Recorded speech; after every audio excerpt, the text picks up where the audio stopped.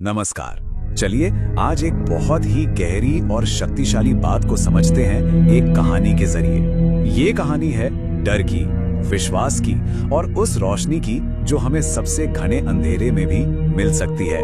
तो आइए शुरू करते हैं। ख्वां मैं मौत के साए की वादी से गुजरूं, मैं किसी बुराई से ना डरूंगा क्योंकि तू मेरे साथ है। ये जो शब्द है ना, ये सिर्फ एक वादा नहीं है, ये अपने आप में एक बहुत बड़ी ताकत है।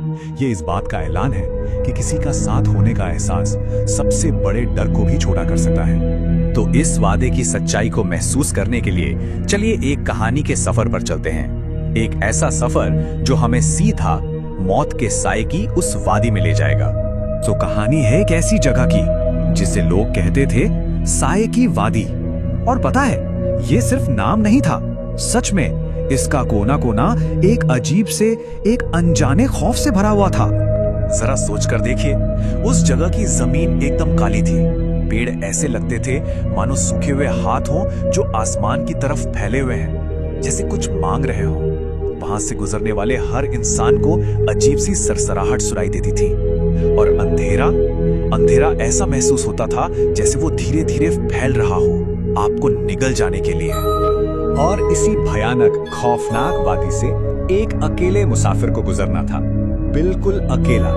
अब यहाँ पर जो चीज देखने वाली है वो है इन दोनों का फर्क।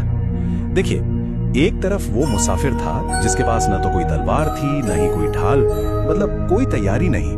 और दूसरी तरफ थी वो वादी जहां अंधेरा गहराता जा रहा था और साए कानों में फुसफुसाने लगे थे। और जानते हैं वो साए क्या फुसफुसा रहे थे? वो कह रहे थे, तुम अकेले हो, तुम यहाँ से कभी वापस नहीं जा पाओगे। ये सिर्फ आवाजें नहीं थी, ये उस डर का सीधा हमला था जो अकेलेपन में सबसे ज्यादा ताकतवर होता है। लेकिन कहानी यहाँ खत्म नहीं होती। असल में कहानी का जो सबसे बड़ा मोड़ है वो तो अब आने वाला था। जब अंधेरा अपने चरम पर था, तभी एक जवाब आया, और वो जवाब था यकीन की रोशनी। तो सवाल ये है कि उस मुसाफिर ने क्या किया होगा? क्या वो डर गया? क्या वो पीछे हट गया? नहीं, उसने कुछ ऐसा किया जिसकी उम्मीद उन सायों को तो बिल्कुल भी नहीं थी। वो मुसाफिर रुका नहीं, उसने बस अपनी आंखें बंद की और सिर्फ एक बात कही, तू मेरे साथ है। ये सिर्फ 3 शब्द नहीं थे, यही उसकी ढाल थी, यही उसकी तलवार थी, यही उसका जवाब था।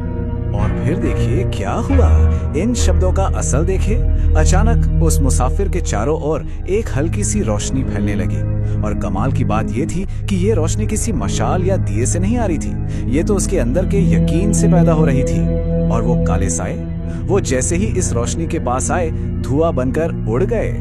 तो चलिए अब समझते हैं कि इस पूरी कहानी से हम क्या सीख सकते हैं। ये हमें बताती है कि अंधेरे में रोशनी का असली मतलब क्या होता है। तो आखिर ये रोशनी आई कहां से थी?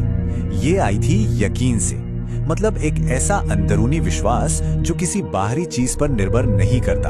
और सच कहूं तो यही इस पूरी कहानी का निचोड़ है। और ये बात समझना बहुत बहुत जरूरी है कि वादी नहीं बदली, वो उतनी ही अंधेरी और डरावनी थी। डर भी शायद कहीं ना कहीं मौजूद था, लेकिन एक चीज थी जो बदल गई थी, और वो था मुसाफिर का अकेलापन। अब वो अकेला नहीं था। और बस इसी एक एहसास के साथ वो मुसाफिर मुस्कुराता हुआ उस अंधेरी वादी से गुजर गया। उसकी जीत किसी हथियार से नहीं हुई, बल्कि साथ होने के यकीन से हुई। तो आखिर में ये सवाल बचता है कि हमारे अंदर की रोशनी बाहर के अंधेरे को कैसे मिटाती है? क्या अंधेरा सच में खत्म हो जाता है, या बस उसे देखने का हमारा नजरिया बदल जाता है? इस बारे में सोचिएगा जरूर।